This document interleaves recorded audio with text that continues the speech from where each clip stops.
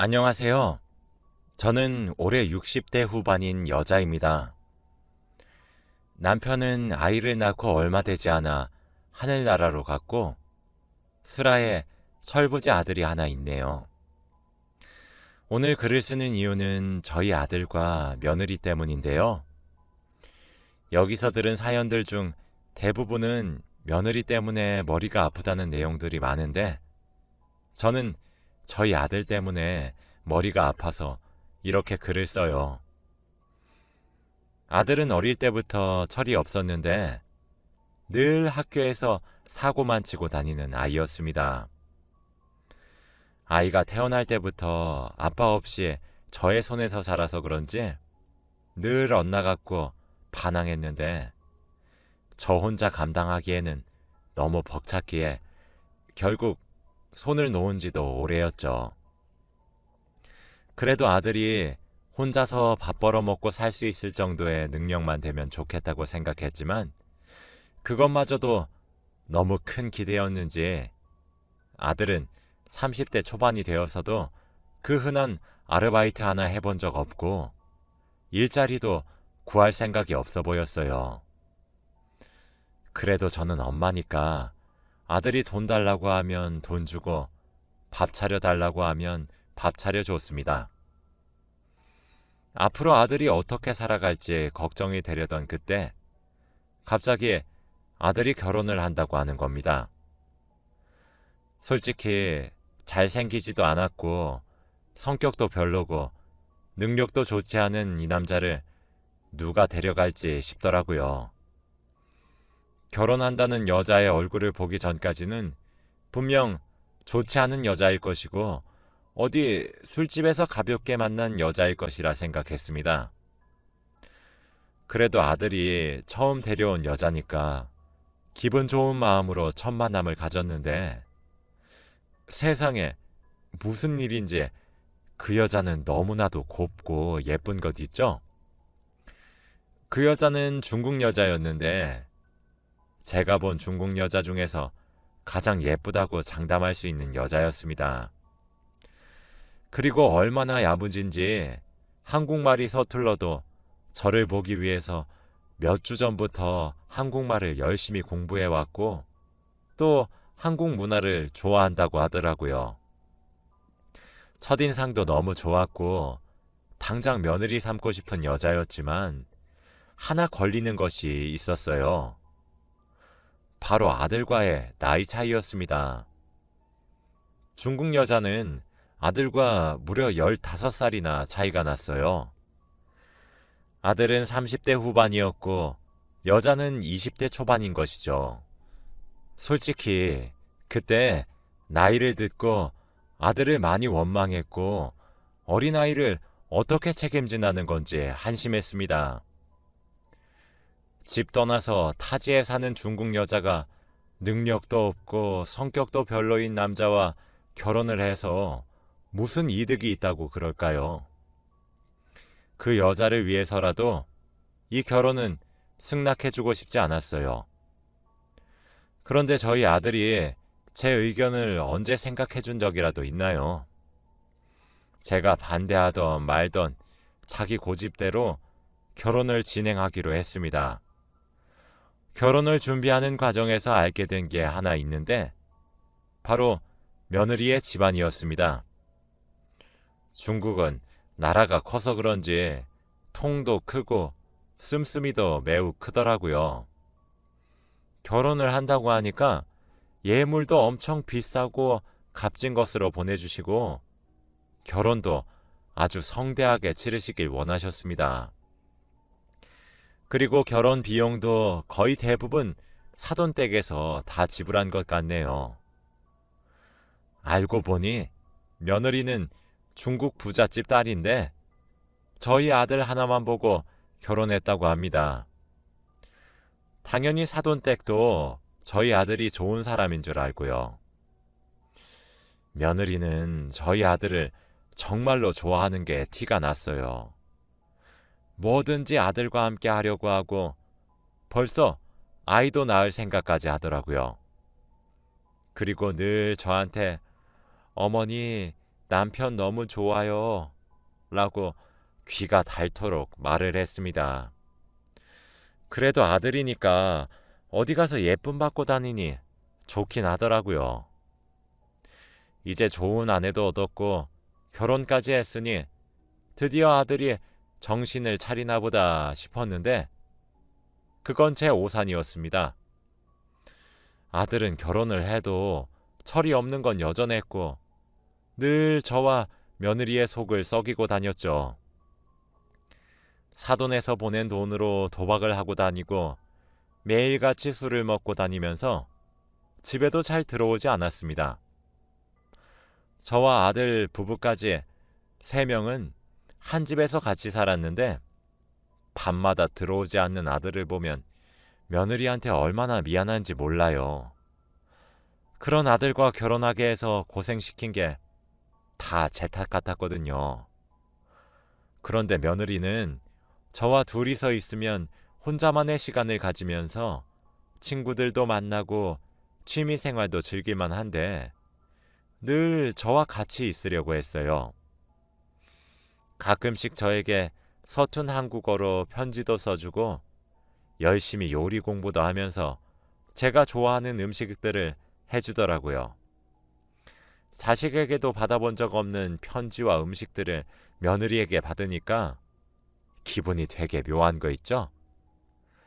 늘 자식이 있어도 없는 것 같았는데 아들이 좋은 며느리를 데리고 와서 그런지 딸이 생긴 것만 같았습니다. 그리고 제 생일날 미역국과 케이크를 챙겨주고 선물도 주더라고요. 아들은 평생 동안 제 생일을 단 한 번도 챙겨준 적이 없어서 저도 제 생일을 챙기지 않는데 60대 후반이 되어서 며느리에게 생일 축하를 다 받네요. 그러면서 저에게 흰 봉투를 슬쩍 주면서 어머니, 친구들이랑 놀러 갔다 와요. 라고 하며 용돈도 쥐어줬습니다. 저는 딸을 한 번도 키워본 적이 없으니까 주위에서 딸이 있는 친구들이 부러웠는데 이제서야 친구들의 마음이 이해가 가더라고요. 이거 말고도 며느리는 너무 예쁨 받을 행동을 많이 했고 하다못해 아들보다 며느리를 제 자식으로 삼고 싶었습니다. 아들은 저에 대해서 아는 것이 하나도 없었고 늘 저를 지갑 취급하면서 돈 달라고 하는데 저희 며느리는 제가 말한 사소한 것 하나까지 기억해주면서 챙겨줬거든요. 그리고 가끔씩 저에게 엄마라는 말도 합니다. 타지에서 기댈 사람이 아무도 없었는데 엄마가 생길 것 같다면서 좋다고 했어요. 저도 이런 예쁜 딸이 엄마라고 불러주니까 좋았답니다. 아들은 집에 안 들어온 지 한 달이 다 되어갔고 저와 며느리 둘이서 생활했어요. 그런데 밥을 먹고 있는데 갑자기 며느리가 헛구역질을 하는 겁니다. 설마 하는 생각에 테스트를 해보니 임신이 맞았어요. 아들이 집 나가기 전에 생긴 것 같다고 하더라고요. 그래도 임신을 했으니 축하를 해주었고 아들에게 연락을 해보았지만 역시나 받지 않았습니다. 며느리와 저는 그날 너무 좋다고 하며 서로 부둥켜 안고 기뻐했어요. 저도 드디어 손주가 생긴다고 좋아했죠. 이제 며느리는 홀몸이 아니니 저도 집안일을 하나둘 하기 시작했고 며느리 보고 쉬라고 하면서 몸조리도 잘하라고 했어요. 출산을 먼저 해본 사람으로서 많은 조언과 충고를 해주었습니다.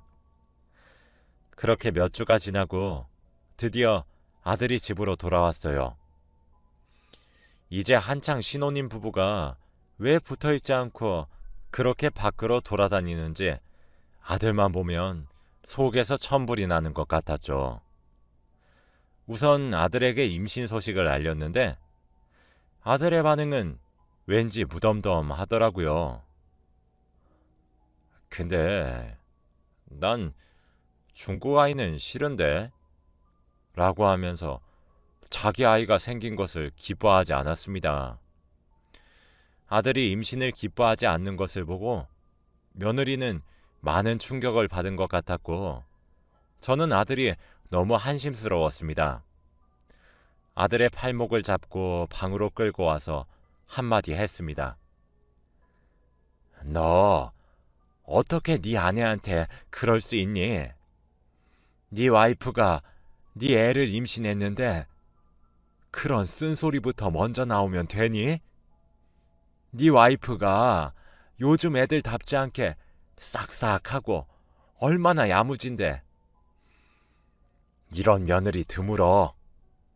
항상 네 와이프한테 고마워해야지. 너도 이제 한 가정의 가장이잖아. 엄마, 잔소리하지 마. 알아서 할게. 나 나가 있는 동안 돈 엄청 많이 따서 가장 노릇 잘하고 있어. 라고 하며 방을 나가더군요. 제가 정신 차리라고 말을 해도 아들은 듣지도 않았고 더 엇나갔습니다. 그럴수록 며느리에게 미안해지고 모든 것이 이런 아들을 낳은 제 탓 같더군요. 아들이 없을 때 조심스럽게 며느리에게 다가가서 남편은 잘해주니? 라고 물었어요. 그런데 며느리는 잘해줘요. 라고 무덤덤하게 말을 했지만 더 이상 물어보면 상처가 될 것 같아서 물어보지 않았죠. 누가 봐도 저희 아들은 제대로 된 남편이 아니었고 다른 며느리였다면 당장 이혼을 했겠죠. 저는 아들이 채워주지 못하는 사랑을 저라도 채워줘야 할 것 같아서 며느리 간호를 정성스럽게 봐주고 한국 엄마 노릇을 열심히 했답니다. 며느리 생일날에는 며느리가 저한테 해준 것처럼 중국 요리를 공부해서 며느리가 좋아하는 중국 음식을 해주었어요. 집안일도 제가 다 하고 밥도 제가 다 차리면서 혼자 있으면 외로울 며느리를 위해 열심히 옆에 있어 주었어요. 그런데 제가 사실 허리가 별로 좋지 못해요. 몇십 년 전부터 허리 통증이 심했는데 돈이 없어서 수술도 못해서 수술 시기도 놓치고 지금 수술해도 별로 가망이 없어서 이 상태로 살고 있는데 잘 안 하던 집안일을 다시 하니까 허리가 아파오는 거 있죠? 그래도 꾹 참고 아픈 내색 하나 안 하면서 일을 했는데 가끔씩 집에 들어온 아들은 늘 저한테 인상을 찡그리고 반찬 투정을 하더라고요. 그래도 결혼 전까지 아들이 그렇게 반항하는 건 일상이었으니까 익숙했어요. 그런데 이젠 아들이 며느리한테까지 반항을 하고 괴롭히는 게 아니겠나요? 가뜩이나 임신까지 해서 컨디션이 중요한 애한테 폐악질을 부리는 것이었습니다. 저는 그 모습을 우연히 봤는데 너무 놀라서 헙하며 손으로 입을 막았고 제가 놀라는 모습을 아들과 며느리도 봤습니다. 아들은 저와 눈이 마주치고는 짜증이 난 듯 집에서 뛰쳐나갔고 며느리는 아들이 나가자마자 다리에 힘이 풀려서 땅에 주저앉아 펑펑 울더군요. 며느라, 언제부터 아들이 저랬니? 결혼하고 나서부터요. 연애할 땐 안 그랬는데 나밖에 없다더니. 울지 마. 울지 마렴. 다 내 잘못이야. 며느라, 지금 임신 초기니까 갈 수 있을 때 얼른 본가 가서 생각 정리 좀 하고 오렴. 난 네가 어떤 선택을 하든 응원하고 따를게. 그러니 중국 가서 가족들 만나고 너를 위한 선택이 뭔지 생각하고 오렴. 며느리는 다음 날 바로 중국행 티켓을 끊고 중국으로 갔습니다. 내심 속으로 며느리가 아들과 이혼을 해주었으면 좋겠다고 생각을 했는데 그 둘 사이를 제가 이래라 저래라 할 수 없는 노릇이라 며느리의 선택에 맡기기로 했죠. 그리고 아이를 낳으면 양육권도 며느리가 가져가야 할 것 같았는데 며느리가 그걸 원치 않으면 큰일이었기에 생각이 많아졌습니다. 누가 봐도 저희 아들은 아이를 키울 자격이 없었거든요. 며느리는 몇 주 동안 중국에 있다가 오기로 했고 그동안 혼자서 집에 있었는데 너무 허전하고 외로운 거 있죠? 늘 며느리와 같이 생활해서 외로운 것도 없었고 웃고 떠드느라 시간도 잘 갔는데 혼자 남겨지니까 시간도 잘 안 가더라고요. 그래도 그 시간에 며느리는 좋은 시간을 보내고 있을 거라고 생각하니까 마음이 놓이긴 했습니다. 그리고 그날 아들이 만취가 돼서 집으로 들어왔는데 웬 한 여인을 데리고 오는 겁니다. 그 여자는 저희 집에 자주 와왔는지 자연스럽게 비밀번호를 치고 들어오더라고요.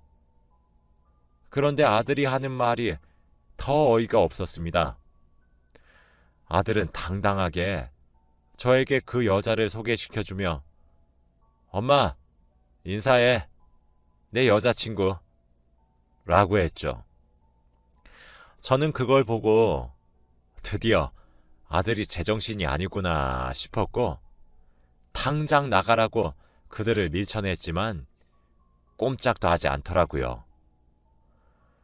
엄마 왜 그래? 여긴 한국 여친, 걘 중국 여친. 그리고 걔 지금 지 엄마 보겠다고 중국 갔잖아. 그동안만 얘랑 놀게. 저는 당당한 아들의 태도를 보고 도저히 참을 수 없었고 태어나서 처음으로 아들의 뺨을 때려버렸습니다. 저희 집안에는 짝 하는 소리가 울려 퍼졌고 그 순간 저희 세 사람 사이에는 정적이 흘렀죠. 그런데 제가 뺨을 때리자마자 아들의 표정이 바뀌었는데 그 표정은 바로 아들이 며느리에게 손이 올라갈 때 딱 그 표정이었어요. 아들은 맞은 뺨을 어루만지면서 저를 쳐다보았고 엄마니까 봐주는 거야. 두 번은 없어. 라고 했습니다. 엄마가 자기 자식을 무서워하면 안 되는데 그 순간만큼은 아들이 남처럼 느껴지면서 너무 무섭더라고요. 그리고 아들은 그 여자를 데리고 집을 나갔습니다. 저는 주저앉아서 펑펑 울었고 도대체 내가 전생에 무슨 죄를 지었길래 하나 있는 자식이 왜 저러는지 싶었어요. 저만 내버려 두고 먼저 하늘로 떠난 남편이 너무 원망스러웠죠. 그리고 아들의 불륜은 계속되었고 저는 그럴 때마다 네 와이프한테 미안하지도 않니? 라고 물으면 늘 아들은 내가 알아서 할게 라는 말만 했습니다. 제가 이 사실을 며느리에게 말을 해주고 싶었지만 아들이 남긴 두 번은 안 봐줘 라는 말이 맴돌았고 그렇다고 말을 해주지 않으면 안 될 것 같다는 생각이 들더라고요. 며느리가 돌아오기 전까지 한참 동안 고민을 했네요. 그렇게 며느리가 중국에서 돌아오는 날이 되었는데 저녁 비행기인지 오후가 되어도 집에 오지 않더라고요. 저는 며느리가 좋아하는 음식들을 차려놓고 며느리가 집에 오기만을 기다렸어요. 그런데 그때 전화가 울려서 받으니 여기 병원인데요. 며느리분이 위급해서 얼른 오셔야 할 것 같아요. 라고 했습니다. 혹시 며느리가 집에 오다가 무슨 일이 생긴 건가 싶어서 급하게 달려가 병원으로 갔어요. 응급실로 가서 며느리를 봤는데 온몸은 피투성이었고 수술을 당장 해야만 한다고 하더군요. 그래서 수술 동의서에 사인을 하고 몇 시간이 넘는 수술을 기다렸습니다. 그동안 아들에게도 당장 병원으로 오라고 며느리가 위급하다는 메시지를 남겼지만 역시나 아들은 전화 한 통도 없었고 오지도 않았어요. 그리고 의사 선생님께서 나오셔서 한숨을 푹 내뱉으시더니 조금만 늦었으면 정말 생명에 지장이 있을 뻔했습니다. 그래도 다행히 수술이 잘 되어서 산모와 아이는 모두 건강하고요. 아이는 방금 제왕절개로 출산했어요.